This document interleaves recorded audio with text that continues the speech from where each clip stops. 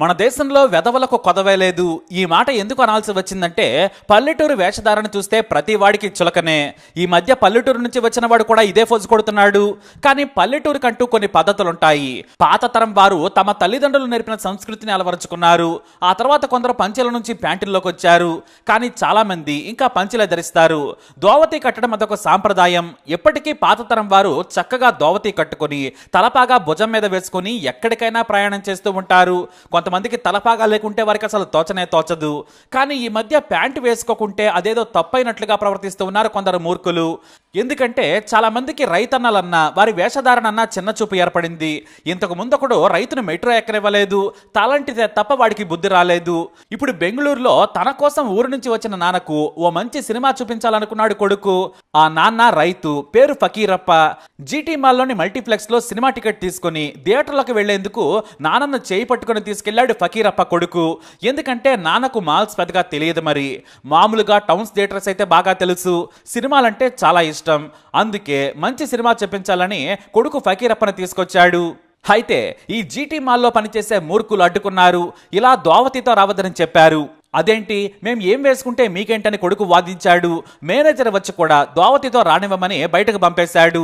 ఎందుకంటే రైతు వేషధారణ చూసి తక్కువగా అంచనా వేశాడు ఆ జీటీ మాల్ మేనేజర్. థియేటర్లోకి రానివ్వమని సిగ్గు లేకుండా చెప్పాడు.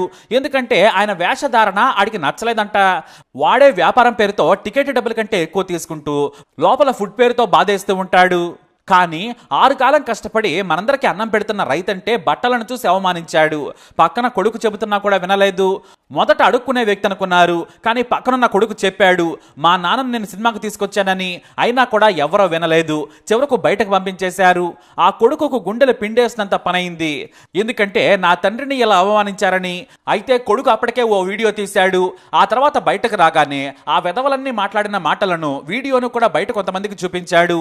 మా నాన్నకు ఈ బట్టలు ఉన్నాయని లోపలికి రానివ్వలేదని చెప్పాడు. దాన్ని కొంతమంది చూశారు.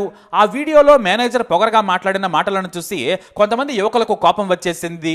ఎందుకంటే 100% మంది పల్లెటూరు నుంచి వచ్చిన వారే. తండ్రులు కాకపోయినా కూడా తాతలు దోవతి కట్టిన వారే, లేదంటే బంధువులు ఇంకొకరు కట్టే ఉంటారు. అలాని బట్టలను చూసి అవమానిస్తారని కోపంతో ఊగిపోయారు. పద బ్రదర్, నాన్నకు జరిగిన అన్యాయంపై నిలదీద్దామని లాక్కెళ్ళిపోయారు. అక్కడ మేనేజర్తో గొడవ పడ్డారు. ఒకరు కాదు, ఇద్దరు కాదు, 100 మంది పోగయ్యారు. ఎవడరా మీరంతా, టికెట్కు డబ్బులు తీసుకున్నావు, సినిమా చూడనివ్వు, ఎక్కువ మాట్లాడితే మాలుకు నీకు పగిలిపోద్దన్నారు. గొడవ పెద్దదైంది. ఇంతలో వీడియో వైరల్ అయింది. మెయిన్ స్ట్రీమ్ మీడియాలో కూడా వచ్చేసింది.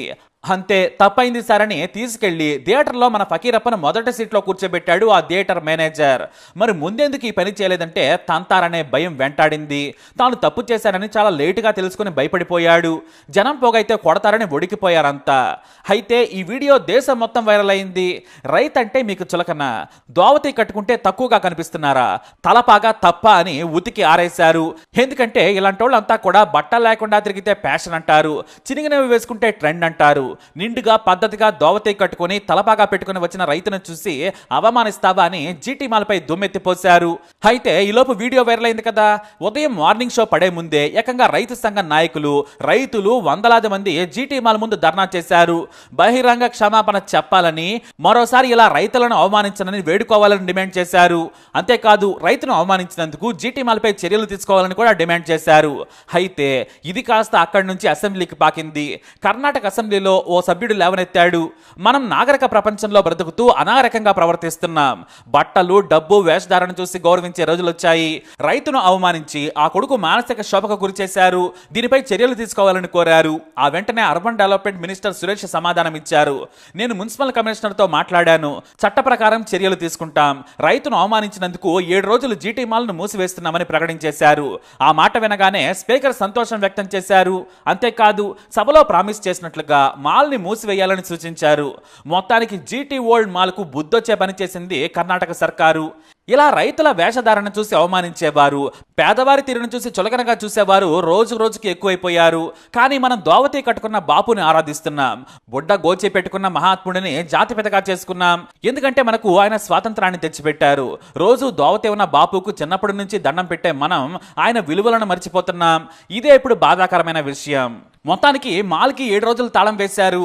అయితే ఇప్పుడు మాల్కి మరో కొత్త రకమైన సమస్య కూడా ఎదుర్కొంది. మాల్ అధికారులు 1.78 కోట్ల పన్ను చెల్లించలేదని, అది కూడా కట్టించడానికి ఇప్పుడు చర్యలు తీసుకున్నారు. జీటీ మాల్ 2023-24 నాటి పన్నును ఇంకా ఎగ్గొట్టిందని బీబీఎంపీ అధికారి తెలియజేశారు. మున్సిపల్ కార్పొరేషన్ కూడా నోటీసులు జారీ చేసింది. అయినప్పటికీ డబ్బు చెల్లించకపోవడంతో మాల్ని తాత్కాలికంగా అక్కడి నుంచి కూడా మూసేసినట్లు అధికారులు తెలియజేశారు. అయితే అంతకంటే ముందే దిగొచ్చిన మాల్ యాజమాన్యం అవమానించిన రైతుకు శాలువా కప్పి సత్కరించారు. అందరి ముందు క్షమాపణలు కూడా చెప్పారు. ఇకపై ఇటువంటి పొరపాటు కూడా చేయమని ప్రకటించారు. కానీ అప్పటికే జరగాల్సిన నష్టం జరిగిపోయింది. అది ఇంకా కొనసాగుతూనే ఉంది. మరి ఈ మాల్పై, ఈ అధికారులపై మీరేమంటారు? మీ అభిప్రాయాన్ని కమెంట్ ద్వారా తెలియజేయండి. ఇప్పుడు అప్డేట్స్ కోసం మా ఛానల్ ఫాలో అవ్వండి. అలాగే తప్పకుండా సబ్స్క్రైబ్ చేసుకోండి. మన దేశంలో వెధవలకు కొదవే లేదు.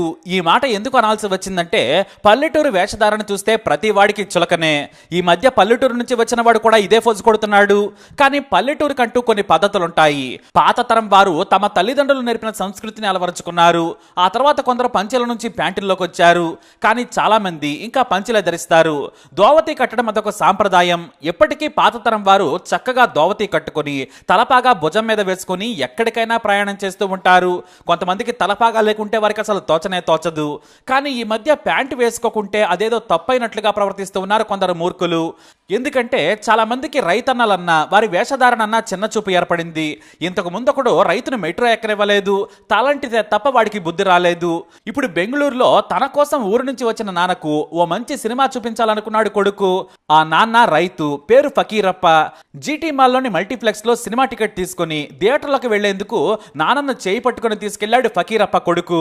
ఎందుకంటే నాన్నకు మాల్స్ పెద్దగా తెలియదు. మరి మామూలుగా టౌన్స్ థియేటర్స్ అయితే బాగా తెలుసు.